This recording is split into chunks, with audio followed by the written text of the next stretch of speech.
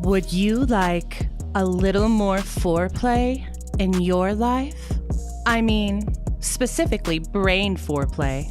Well then, tune in to the most dynamic host, Dr. Rick Perea, performance psychologist to professional athletes and the stars. No failure is final, and no topic is off limits. It's time to get real and get your checkup from the neck up here at Brain Foreplay on Mental Monday.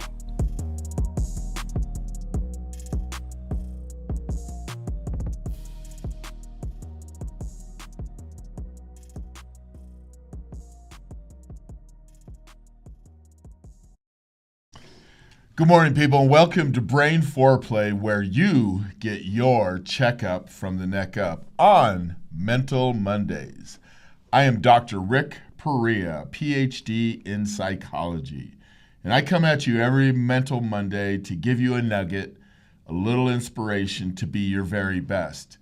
The reason we call it Brain Foreplay is we give you foreplay for your brain so you can go out and be the best you can from the neck up. Today, I want to talk about a topic that's near and dear to my heart that I work with organizations about regularly, and that's leadership. It's an often used word, and if you go on the internet and look for leadership symposiums and conferences, you can find a lot of them.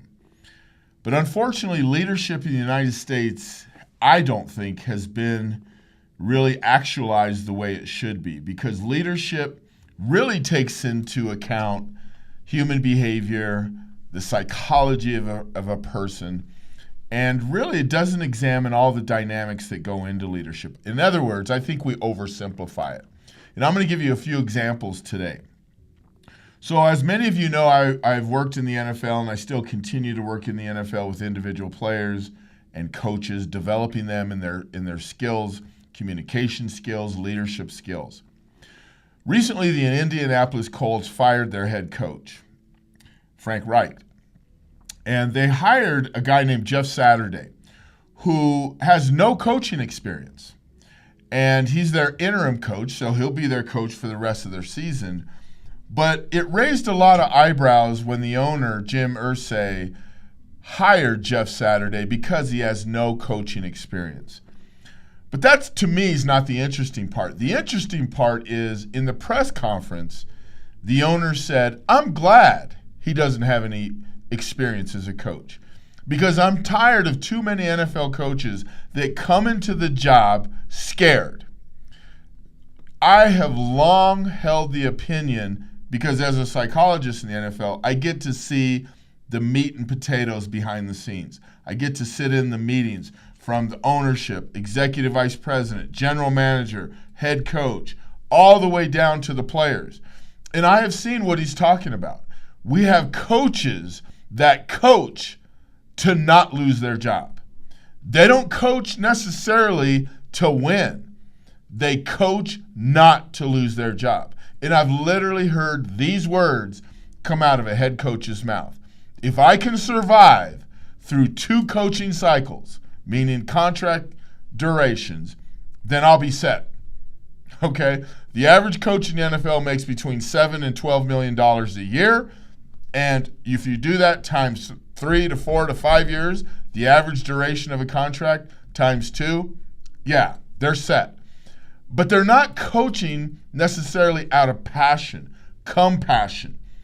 And further, very few of the head coaches, assistant coaches in the NFL have had formal training in leadership competency and acumen. So my point is this: we've got to get better, not just in the NFL, not just in the NBA, not just in Major League Baseball, but in everyday industries at coaching leadership. Now, here's a word you don't often hear when we talk about leadership: followership. Followership. I want you to understand something. You have no leaders unless you have followers. So inherently, there's got to be followers to be leaders. Now, something else to think about. If followers do not drink the Kool-Aid of their leaders, the leadership falls on deaf ears. So what we have to understand, there is a psychological interdependence between leaders and followers that we must understand. Because if your followers are not consenting or drinking the Kool-Aid of their leaders, they will not listen. They will not comply. They will not march to the leadership of who's communicating with them. And we don't have enough strong leaders. I have worked for 7 NFL teams, and I can tell you this, leadership skills are scarce. Now, most people would not believe that. They would believe that through the experience of becoming a coach, an assistant coach, a coordinator, a head coach. But there's a lot of owners that don't understand how to interview and measure and value leadership. So we've got to do a much better job, those of us that are experts in leadership, that have been trained in leadership. My PhD is in industrial organizational psychology, which means we learn how to help organizations perform at peak levels. Who runs organizations? Human capital, aka people. And so when we learn leadership in the organizational context, and by the way, all pro teams are organizations at a core level, we understand leadership better than anybody out there. And someone might say, well, I've coached for 20 years. I've coached for 30 years. I've literally heard that, okay? I've literally heard an NFL coach tell me, I've coached for 20 years. I should know leadership. You would think. But I've also seen coaches like that stand in front of a team and they can't command a room. They don't have the content. They don't have the acumen to lead these men. And that's why you see so many failures in hires. People hire for the wrong reason. So going back to the owner for the Indianapolis Colts who hired Jeff Saturday with 0 coaching experience. I like the move. I'm not saying it's going to be successful, but I like the move because the industry needs to shift. Let me give you another example. In academia, in higher education, in college, for many years, the presidents of universities were academics. They were PhDs. They were someone that had rose through the ranks as provost and all the way to president. And then someone got the idea that, you know what? What if we hired a president that was an expert in raising funds for our university? So some of the smaller private universities hired presidents that have a financial acumen for raising funds and bringing in money. Guess what? The industry began to shift. And now you see so many universities that have presidents that understand the financial side of running an organization. Has nothing to do with academics. You have provosts. You have chairs of departments that understand the academic side. So I say that Jim Irsay is onto something. And this is the cutting edge of leadership. You don't have to have a head coach that knows football per se to lead men. I'll repeat that. You do not need a head coach that understands football to lead those men the best that he can. You have an offensive coordinator that does the game planning every week. You have a defensive coordinator that gets the defense in the right spot every week. You need a CEO-esque person that can lead that organization verbally, vocally, human, has compassion, that loves people. I once designed a shirt for an NFL team that says, people first. And it was our way. It was our way to value people first. We won a world championship with that team, by the way. And we weren't the best team in the NFL, personnel-wise, okay? So it's about leadership.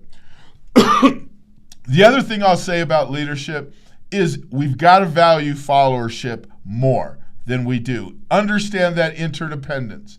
Understand that if we don't empower followers, our leaders won't be effective. And if we share power, this is the key, people.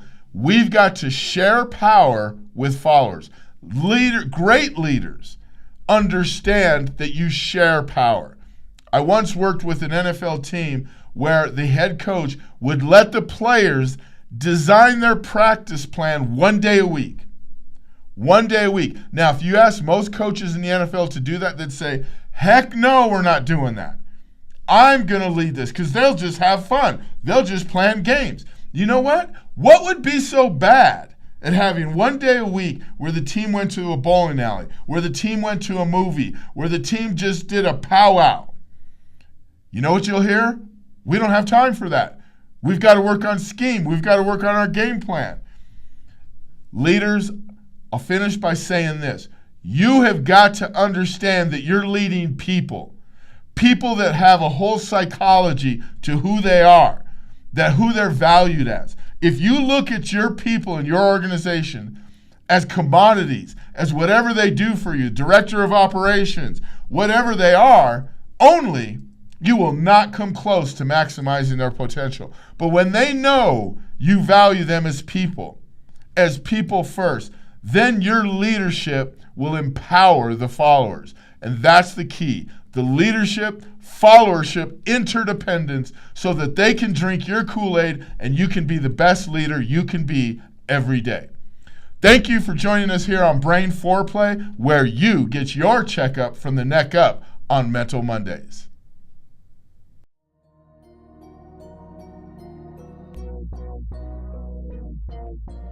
Don't forget to join us next week. Same place, same time. To get your checkup from the neck up, fortified by foreplay. That's Brain Foreplay. And please remember to subscribe to this channel wherever you get your podcast.